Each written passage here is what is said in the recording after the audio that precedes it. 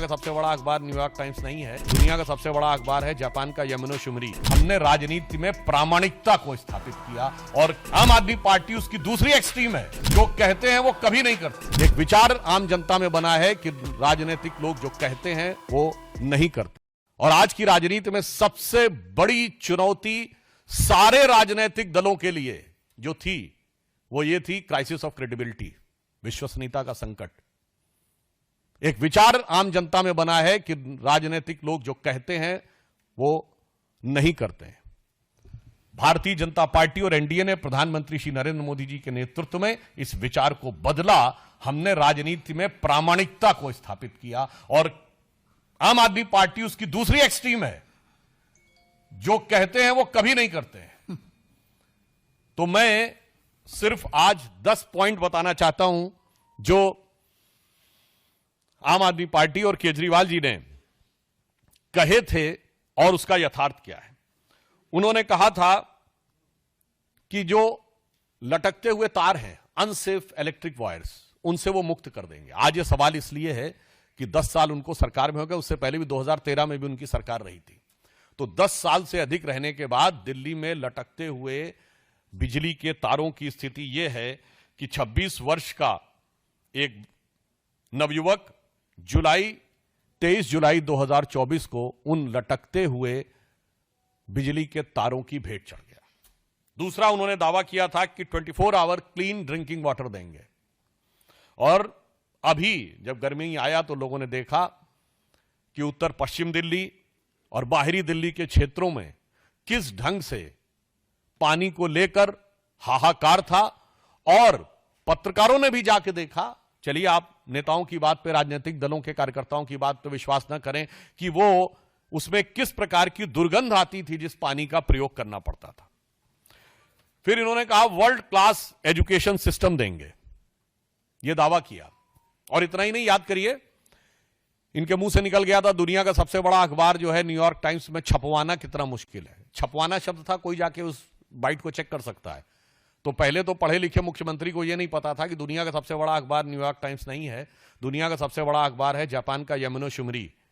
और अमेरिका का भी सबसे बड़ा न्यूयॉर्क टाइम्स नहीं है, अमेरिका का सबसे बड़ा है यूएसए टुडे। खैर, इस अत्यधिक पढ़े लिखे मुख्यमंत्री को ने कहा छपवाना कितना मुश्किल है। और हकीकत क्या थी कि high court has reprimanded that the flawed education system, और इसमें कई चीजों को लेकर कोर्ट ने अप्रसन्नता जाहिर की।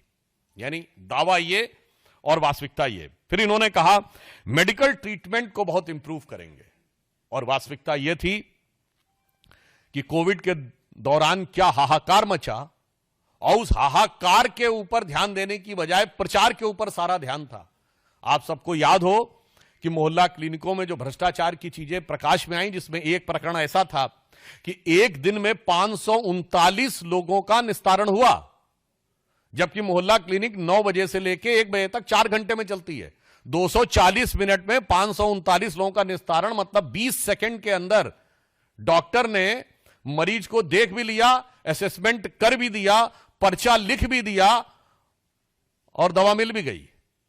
और कौन सी ऐसी मोहल्ला क्लिनिक थी जिसकी इतनी कैपेसिटी थी कि सीसीटीवी फुटेज दिखा जाए कि 539 लोग आके कहां खड़े हो गए थे। यह यथार्थ था। उसके बाद उन्होंने कहा पोल्यूशन फ्री एनवायरनमेंट देंगे। आज स्थिति यह है, इसमें कुछ कहने की जरूरत नहीं है। जिस तरह इस समय जाड़े का मौसम चल रहा है, हाँ, हम ये कह सकते हैं कि हम उनको शुभकामना भी देते हैं। केजरीवाल जी का स्वास्थ्य बेहतर हो गया है। मुख्यमंत्री बनने से पहले जिस चीजें नजर आती थी, मगर दिल्ली की आबो हवा की सेहत बहुत खराब होती चली गई है।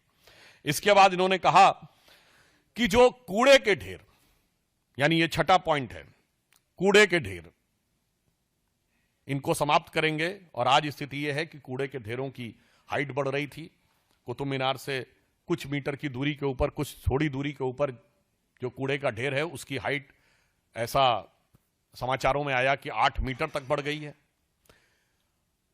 7वां दावा, दिल्ली महिलाओं के लिए सुरक्षित बनाएंगे। और भारत के इतिहास का इकलौता उदाहरण, जहां किसी भी सरकार के मुख्यमंत्री आवास में उसी पार्टी की महिला सांसद की पिटाई की गई और आरोप लगा मुख्यमंत्री के ओएसडी पर। पूरे भारत में ऐसा उदाहरण नहीं मिलेगा। मायावती जी के ऊपर स्टेट गेस्ट हाउस कांड में हमला हुआ था, वो समाजवादी पार्टी की सरकार ने किया, तो विरोधी दल था। यहां तो सत्ताधारी दल की, अपनी पार्टी की महिला के साथ, और जो कुछ महिलाओं के साथ अन्य चीजें हो रही हैं वो किसी से कोई छुपा हुआ नहीं है। जो चीज इनके अधिकार में, ये कहते हैं ना कानून व्यवस्था अधिकार में नहीं, अरे भाई मुख्यमंत्री आवास के अंदर की सारी व्यवस्था तो आपके अधिकार में थी और मांगने पर सीसीटीवी भी नहीं थे। अब आप देखिए, अगला इनका था कि कच्ची कॉलोनीज जो हैं उनको बेसिक इम्यूनिटी, जो मूलभूत सुविधाएं हैं, उनसे युक्त कर देंगे। संगम विहार में जिस प्रकार की चीजें देखने को मिली उससे बहुत साफ है कि यह दावा बिल्कुल यथार्थ के धरातल पर चूर चूर होता नजर आ रहा है।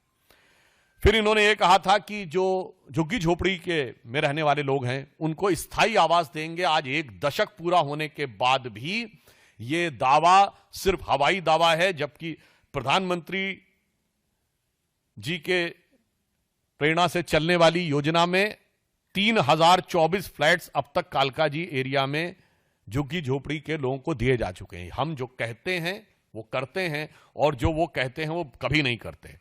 अब यमुना की सफाई, आप सभी को पता है, उनका वीडियो भी अवेलेबल है कि यमुना की सफाई कैसी करेंगे, कि वो नहा के दिखा देंगे। और आज स्थिति है कि वो पास जाने में भी हिचकते हैं। जमुना की झाग वाली फोटोएं आप सब ने देखी।